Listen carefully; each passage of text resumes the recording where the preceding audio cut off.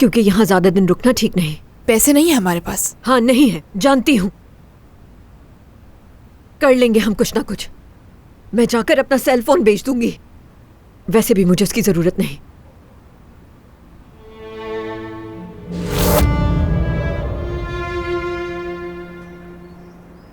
इस अंगूठी को अपने हाथ से कभी मत उतारना।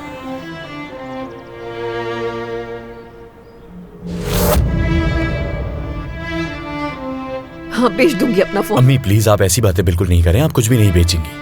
खुदा का शुक्र है अब ऐसा भी बुरा वक्त नहीं आया हम पे। मैं कुछ बंदोबस्त कर लूंगा, जरूरत पड़ी तो मजदूरी कर लूंगा, अपनी पीठ पर पत्थर बांधकर उठा लूंगा, लेकिन आप कुछ नहीं बेचेंगी। ये क्या बातें कर रहे हो? तुम ऐसा कुछ नहीं करोगे। आखिर को तुमने इतनी मेहनत करके टेक्सटाइल इंजीनियरिंग की डिग्री हासिल की है, तुम्हें कोई बेहतर नौकरी मिल सकती है बेटा। फिक्र मत करो, संभाल लूंगी सब मैं। नरगिस। फाजिल, मैं उस आदमी को जहन्नुम भेज देता अगर आप लोग यहाँ मौजूद ना होते। भूल जाओ सहमक की बातों को, क्या हो गया? देखना सब कुछ जल्द ठीक हो जाएगा।